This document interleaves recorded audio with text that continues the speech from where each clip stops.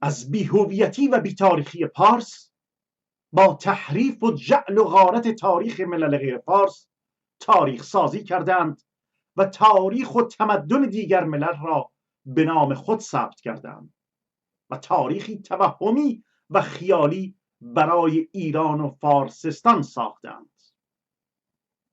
از کوروش جنایتکار به عنوان بنیانگذار حقوق بشر و تخت جمشید و منصور جعلیشان گرفته تا دروغ پردازی های فردوسی تحت عنوان شاهنامه، از حکومت به اصطلاح خودشان 2500 سالی شاهنشاهی تا به امروزشان سراسر دروغ و جعل و تقیه و توهم و خیال پردازی بوده و هست. من ایرانی نیستم و هویت من ایرانی نیست. من کردم و کردستانی و هیچ افتخاریم به هویت ایرانی نمی کنم. ملتی هستیم و خواهان استقلال برای تشکیل دولت کردستان. من حق خودمو از یک فارس یا یک ایرانی نمیخوام. این حق مسلم منه و باورم اینه که حق دادنی نیست، گرفتنیه. ملتی به اسم ملت ایران وجود نداره. یعنی از این طریق و به اسم ایرانی بودن میخوان از همه ما، از کردها، بلوچها، عربها، ترکای آذری سلب هویت کنن به اسم ایرانی بودن، در حالی که ما ایرانی نیستیم. یک ملت واحد و یک امت واحد که خمینی هم از اون حرف میزد، سلب هویت دیگر ملت هاست. بزرگترین شرم تاریخ این است که یک کرد یا یک غیر فارس خود را ایرانی بنامد. هر غیر فارسی خود را ایرانی قلمداد کند دچار از خود گمگشتگی هویتی شده است. چه شاهنشاهی، چه پهلوی، چه سلطنت طلب، چه اسلامیاش، تا وقتی که اینها بر سر کار باشند، در ضعف باشند، همه حق و حقوق تو را شاید قبول بکنند، اما به محض آنکه قدرت گرفتند هیچ حق و حقوقی را بر ما بر نمیتابند. ترمینولوژی که آقای مصداقی ازش استفاده میکنه دقیقاً همان تعاریفیه که افراطی ترین گروه های راسیست در دوره پهلوی ازش استفاده میکردن. متاسفانه خاک کردستان استعمار و از طرف یک استعمارگر که ما اونو رژیم ایران، چه در رژیم قبلی رژیم شاهنشاهی و چه در رژیم کنونی، حدود نزدیک به 100 سال است که کردستان اشغال شده. خاک دیگر ملل نیستن چنین و توسط یک حکومت که در واقع نمایندگی فارس رو میکنه و شوینیسم فارس در اونجا حاکم است. من استقلال میخوام. من جدایی طلب نیستم. از کجا میخوام جدا بشم؟ من استقلال طلبم. استقلال کشور خودم رو میخوام، کشور کردستان. این دشمن واحد رو از سر راه برداریم و مبارزمونم در چهارچوب فدرالیسم و خودمختاری و اینجور چیزا نباشه. اون تا وقتی امکان پذیر خواهد بود که حکومت مرکزی هیچ قدرتی نداشته باشه. مبارزه ما باید برای استقلال کشورهامون باشه. وقتی از حق و حقوق ملی کردها، از حق و حقوق ملت کرد صحبت به میان میاد، همانند همدیگر همتبارانش و همچون شاپرست و سلطنت طلبا مثل رجوی ها و مجاهدینی ها، همانند انقلاب اسلامی و خمینی و بنی صدرها، رگ گردنشون بالا میزنه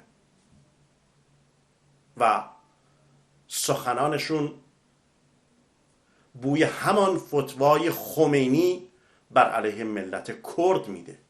ما به عنوان ملت کرد شاپور بختیار و امثال ایشون رو از خمینی و شاه و رجوی و هر دیکتاتوری که به نام ایرانی و ایرانی بودن بخواد بر ما حکومت بکنه استعمارگر میدونیم، اشغالگر میدونیم بر روی خاک کردستان تحت اشغال ایران. و خودم رو تعریف میکنم، خودم میدونم خواست خودم چیه. نه یک اپوزیسیون فارس برای من تعیین بکنه بگه نه تو اینو میخوای، تو فدرالیسمو میخوای، تو خودمختاریو میخوای. این برای آینده ایران خوبه. ایران تجزیه نمیشه.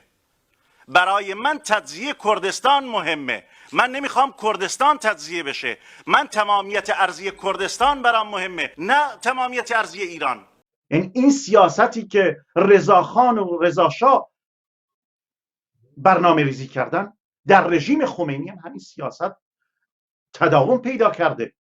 سیاست این که به عنوان ایرانی و همه رو در خدمت فارس قرار بده. این سیاست همچنان ادامه داره. سیاست اشغالگری همچنان ادامه داره. راهی برای مدارا با این تفکر فاشیستی در دست نیست.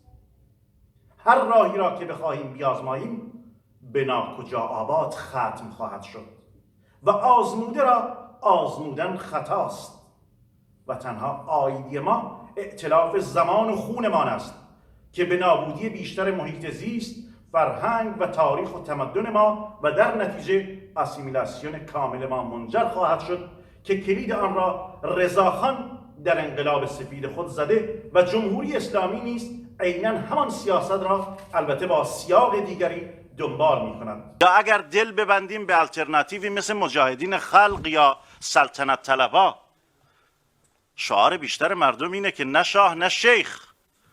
یعنی ما سلطنت طلبی رو تجربه کردیم، دیگر قابل بازگشت فکر نکنم باشه. و مجاهدین خلقم چه فرق میکنه دیکتاتور برای من عمامه سرش باشه یا کراوات زده باشه؟ دیکتاتور دیکتاتوره. و اما پاسخی به همه اشغالگران ایرانی از شاهنشاهی و سلطنت طلب و مشروطه ها گرفته تا ملی مذهبی و مجاهدین و جمهوری اسلامی و کلیتی به نام اپوزیسیون ایرانی و تمامیت ملت کرد در کردستان روشاوا یا همون کردستان تحت اشغال ایران، دغدغه و نگرانیش تنها گذار از جمهوری اسلامی ایران نیست، بلکه نگرانی ما از عقلانیت و طرز تفکر شمای پان ایرانی است و پان فارسیسم. حال این افکارش رو بنویسی، چه چپی باشه و چه اسلامی، برای من کرد تفاوتی نداره. حالا دیکتاتور چه پدر کراواتی و به ظاهر دموکرات شما باشه که رئیس جمهور کردستان پیشوا قاضی محمد رو به سوریه دار کشید و چه خود شمای به ظاهر دموکراسی خواه و چه خمینی و حکومت اسلامی عمامه به سر که فتوای جهاد علیه ملت کرد دادن، برای من کرد تنها در ظاهر متفاوت و در بطن یکی هست. ایرانی ها و فارس، یا بهتر بگویم پان فارسیزم و پان ایرانیسم، چه در خارج از ایران باشند و چه در داخل و چه در داخل همان جغرافیای جعلی، باز هم به دو دسته تقسیم می شوند که در بهترین حالتشان یک دشمن دانا و در بدترین حالت یک دشمن نادان هستند.